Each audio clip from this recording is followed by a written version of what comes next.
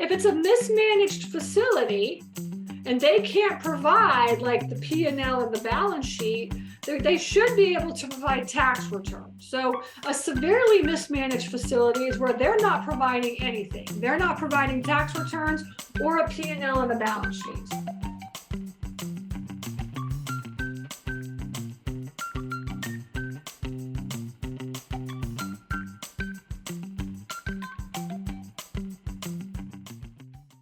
Another thing for your due diligence, you want to make sure that you're on your contract, you're asking for everything that you need, right? So you're going to need, if you can get it, we just list everything out on our contract is what we do. We like list everything that we could possibly think of that we're going to need. We just list it out.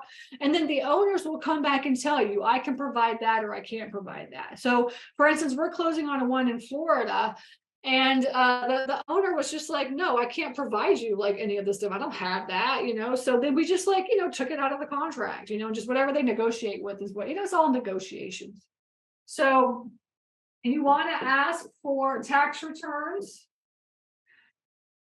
This is another thing too, okay, is that if it's a mismanaged facility and they can't provide like the P&L and the balance sheet, they should be able to provide tax returns. So a severely mismanaged facility is where they're not providing anything. They're not providing tax returns or a P&L and a balance sheet, okay?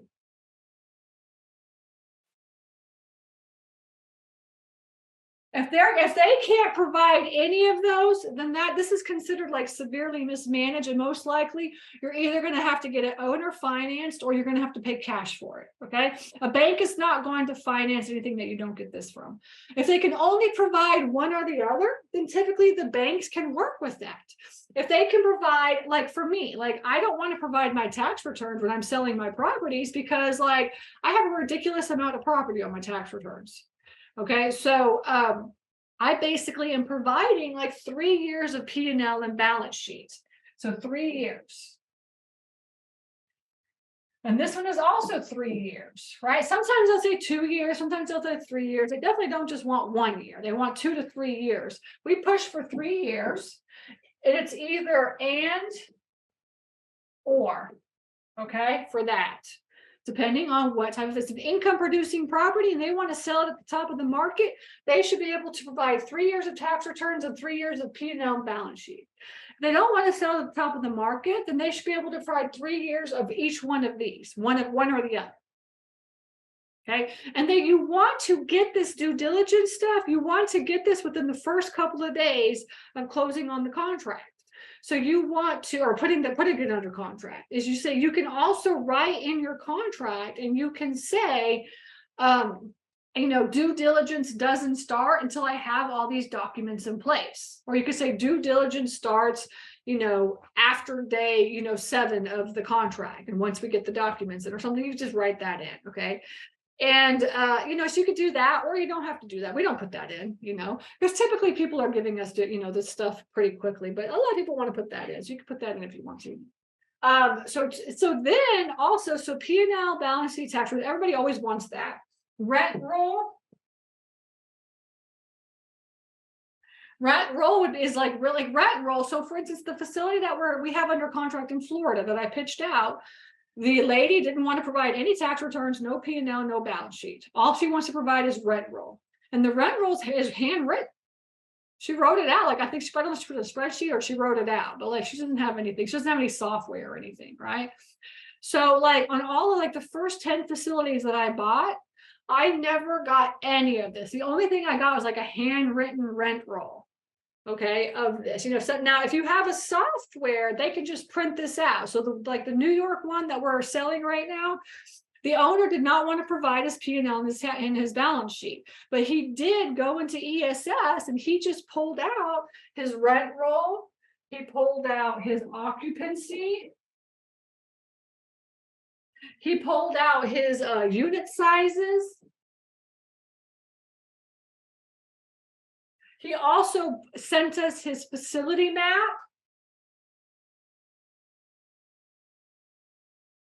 He also sent us his management summary.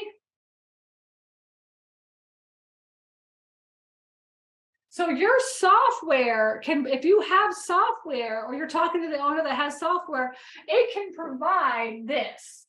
And the management summary is kind of just like overall, here's the snapshot of how the facility is doing. Okay. And then they can go in and just print out all this stuff.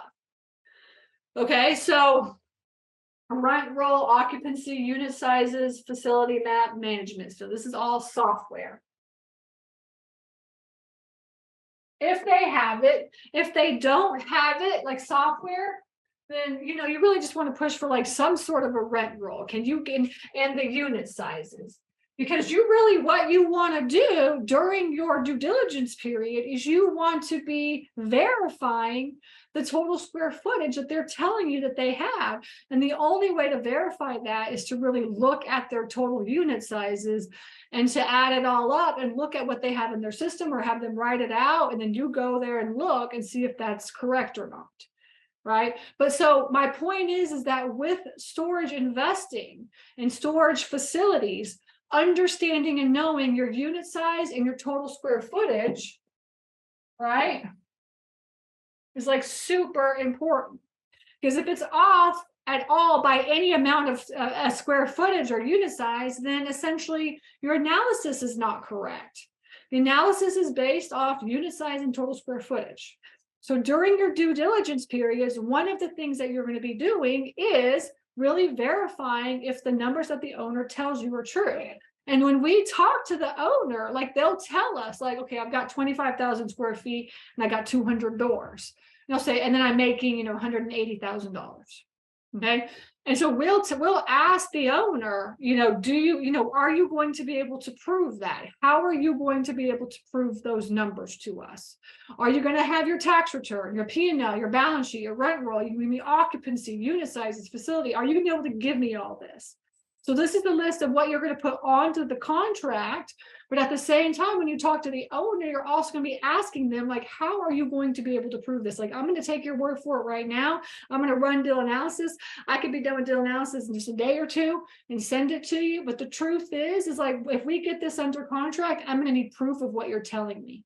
So I just want to make sure that you can prove that. Hey everybody, this is Stacy here. Thank you so much for watching this video. I am here to teach you how to get your foot into this industry. You're watching this video because you want to learn how to get started in self-storage investing, or maybe you own facilities and you want to be a better manager, a better owner. That is what I do, is I teach people how to do that. So please like this video and also subscribe, hit the subscribe button, because that's what YouTube wants. So in order for me to get out the word on how to get started in this industry, I really need your help. Again, I appreciate you listening to me, and I'm here to help you on this journey, and I will see you in the next video. Take care.